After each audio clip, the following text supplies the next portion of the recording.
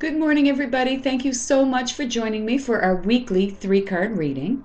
So this is the one where you think about a situation or challenge that you're looking for guidance with. Our first card represents the attitude or frame of mind in which we need to approach the situation or problem. So the first card that came up for us today was card number 7, and it's Reclaim Your Art.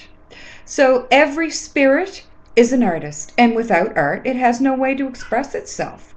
Let your creative spirit speak. Write a poem, paint a picture, get out the watercolors and make a card. Take a beautiful photo. Play music, create a gourmet meal, or plant a garden. If you're comfortable in one art form, try another. Get to know your spirit through your artistic experimentation. Enjoy your creativity for yourself. Your controlling ego will try and tell you that art is a waste of time and has no value. This suffocates your spirit. Yes, Miss Thanger saying good morning, everybody. So this suffocates your spirit and sucks the joy out of your being. Don't allow your ego to scare your artistic spirit into silence. Tell it to be quiet instead. There is no such thing as good art, only authentic art. And yours is crying out to be expressed. Don't worry about the opinions of others when it comes to your creations. It's first and foremost for you.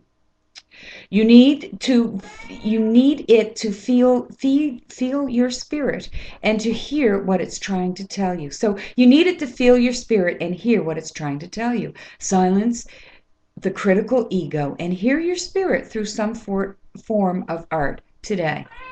Yes, today.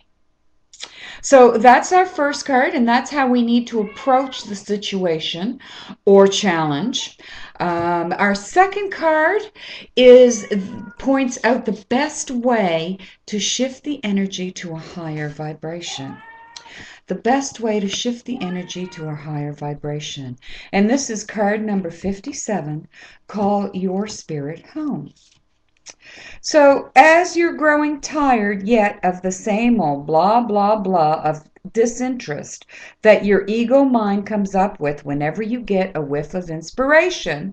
So, it might be even talking back to the first card, which says, follow your inspiration, claim your art. Are you tired of the same dreary arrangements of self-denial, insecurity, and boredom that you come home to at the end of every hard day at work? You feel this lack of inspiration because your joyful spirit has been living outside of your body and your home.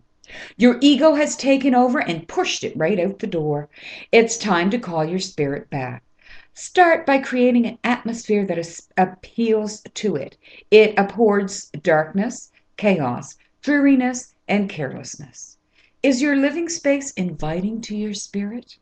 Your spirit is holy and requires a place of peace and serenity to dwell in. Invite it to come home by cleaning up your residence and airing out the old.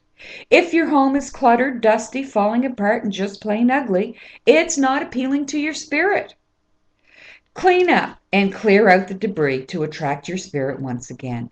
Hire help to do so if you're overwhelmed.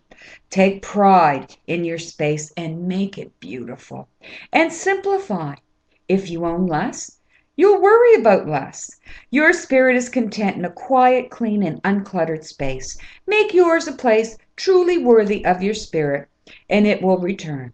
Light a candle, say a prayer, and call it home. You'll know that you've succeeded because you'll feel inspired and happy to be home in every sense of the word. So that's what we need to do to shift the energy into a higher vibration. And finally, the third suggests what we're overlooking or what we need to be aware of. And in this case, we're going to card number 34, stop. Yeah, that's right, stop. So the ego is running wild with confusion, causing unnecessary stress and leading you in the wrong direction. Presently, you're at risk of overreacting to things and are making poor decisions. You may feel threatened, defensive, or angry, or feel the need to try too hard to please others. No matter how this runaway fear is manifesting, it's time to stop. In spite of appearances, you are causing your greatest troubles and no one else. A lot of times, what's going on and what we stress about is actually more in our minds than in any place else. So, whether it's projecting, reacting, defending, or overcompensating, nothing your ego is doing at the moment is serving your highest good.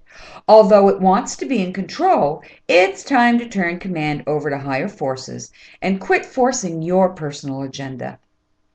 Take a deep breath and come back to your spirit. Stop everything you're doing and go within. Ask your spirit to calm you. And for a bit, do nothing. Rather than force the door to life to open for you, step back and realize it opens inwards. Doing nothing doesn't mean that nothing is being done. The universe will right any imbalance as soon as you stop making waves.